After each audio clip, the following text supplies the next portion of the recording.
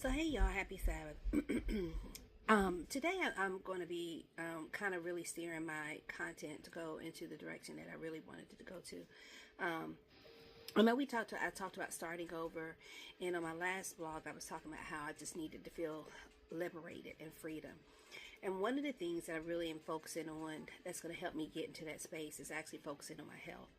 And when I talk about focusing on my health, that's everything from my spiritual health to my financial health, my mental health, my mental/emotional health, all of it under the umbrella of health. For a long time, I have been battling my weight, and I know over the past 3 years, I can probably easily say that I've gained a good 45 pounds. Right now, I'm 5'11", and I want to say probably about 325, 330. All my weight for the most part, like I can see it. Those who know me, I can see it in my face.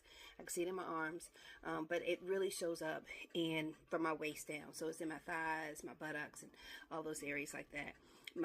And so because I know that my weight is positioned in those particular areas, one of the areas I've been having a lot of discomfort in is my back.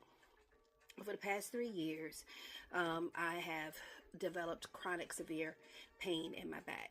And it goes and comes, and it doesn't, it goes and comes.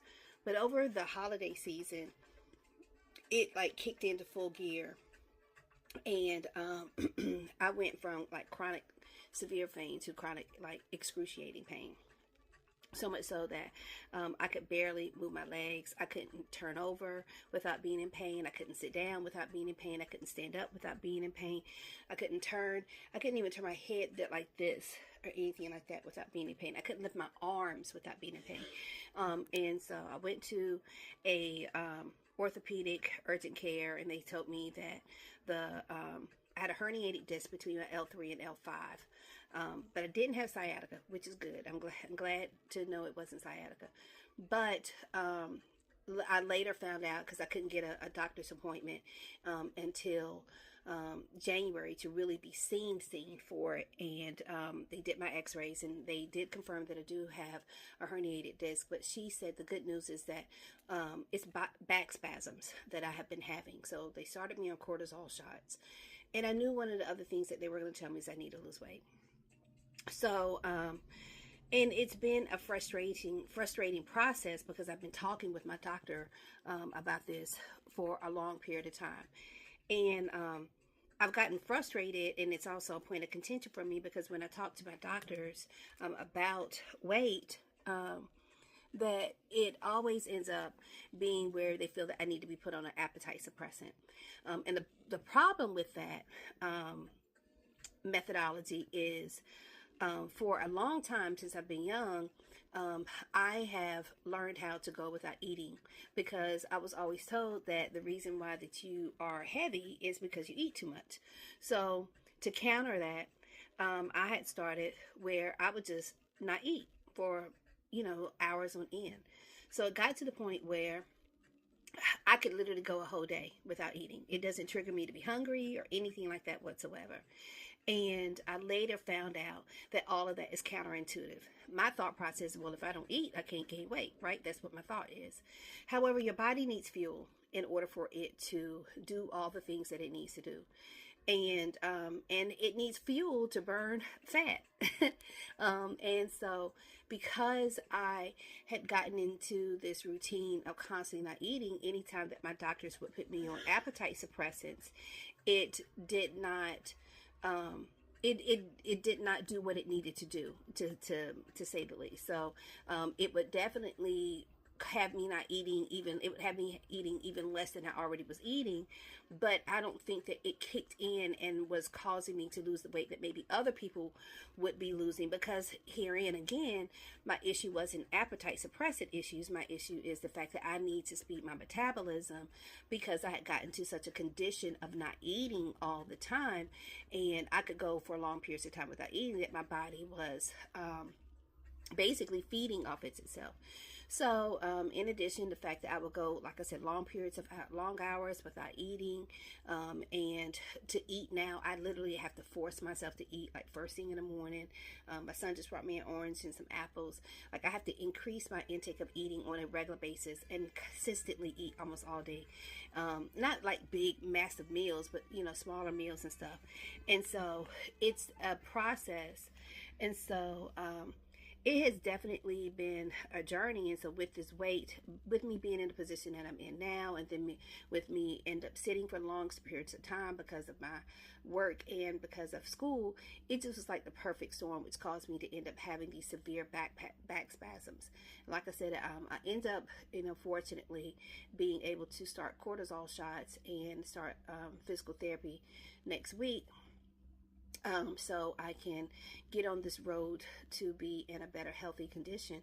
But it definitely has been something that has impacted how I look at myself also. I am very intentional about how I dress when I leave the house, because I never want to fall into those stereotypes, because fat phobia is real. Fat bias is real. People really do have perceptions about people who are overweight. They think that you don't have any discipline. We talked about discipline. They think that you don't have any restraint. Sometimes people think these real wild things. They might think you smell. They might think you're dirty. They have all these different biases when it comes to people being overweight. And it doesn't do any good that when we look at television, media actually perpetuates a lot of the stuff with these shows like My 600-Pound Life, and I was 1,000 pounds, and and all these different things that you see, and in their eyes, I think that they're spotlighting and highlighting and trying to show you another aspect of people's lives and trying to help them recover and get better.